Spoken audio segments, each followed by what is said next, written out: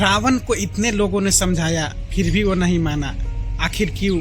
आज मैं आपको एक ऐसी सच्चाई बताने जा रहा हूँ जो आपको ज़िंदगी बदल देगी। दोस्तों, आज मैं आपके साथ एक बहुत ही महत्वपूर्ण विषय पर बात करने जा रहा हूँ। किसी व्यक्ति के साथ बहस में पड़ना मतलब अपनी ही हानि करना। सुनने में अजीब लग रहा है पर यह सच है। किसी को समझाने का प्रयास नहीं करना चाहिए। जितना आप किसी को कुछ समझाने का कोशिश करेंगे वह उतना ही चौंक कर पीछे भागेगा। सच तो यह है कि मनुष्य के बस में कुछ नहीं है। समय या वक्त ही किसी व्यक्ति को समझा सकता है। चलिए मैं आपको कुछ उदाहरण देता हूँ। रावण को याद कीजिए, उसे मंदोदरी ने समझाया, विभीषण ने समझाया, हनुमान ने, अंगद ने, मारीच ने, कुंभकर्ण ने, सब ने समझाया, पर क्या रावण माना? नहीं।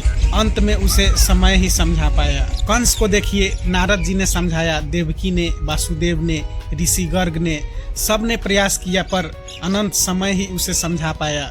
धृतराष्ट्र, शिशुपाल, ऐसे बहुत से उदाहरण इतिहास में भरे पड़े हैं।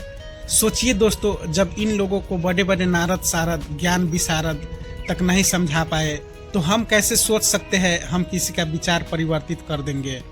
आप कोई भी तर्क दीजिए, वह व्यक्ति के सामने फीका पड़ जाएगा। क्यों?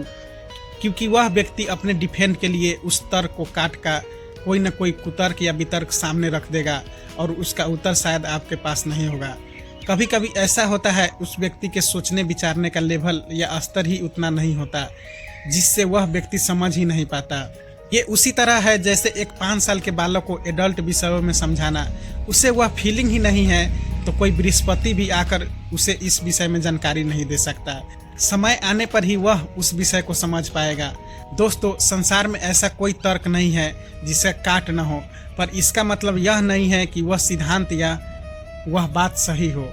एक दिलचस्प उदाहरण सुनिए।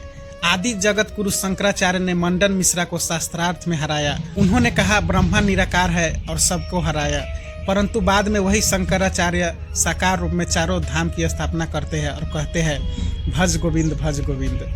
यह क्या दर्शाता है कि समय और परिस्थिति ही सबकी बड़ी शिक्षक है।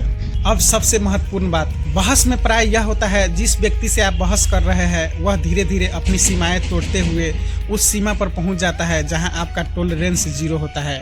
और फिर क्या होता है? गुस्सा, झगड़ा, रिश्तों में करवाहट। इसीलिए हर पोस्ट पर कमेंट करना, हर अरे गहरे नथु खैरों से बहस करना, वाद विवाद, यह सब आपकी ही हानि कर सकता है।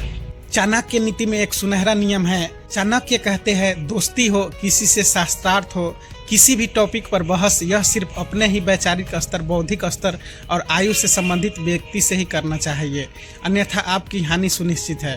तो दोस्तों, आज से एक संकल्प लीजिए, हर किसी को समझाने की जिम्मेदारी अपने ऊपर मत लीजिए। समय सबको समझा देता है। अपनी ऊर्जा सही जगह लगाइए, अपने काम पर फोकस कीजिए। याद रखिए, समय सबसे बड़ा गुरु है। अगर आपको यह वीडियो पसंद आया हो तो लाइक कीजिए, शेयर कीजिए और चैनल को सब्सक्राइब करना मत भूलिए। कमेंट में बताइए क्या आप इस बात से सहमत है। मिलते हैं अगले वीडियो में, तब तक के लिए धन्यवाद।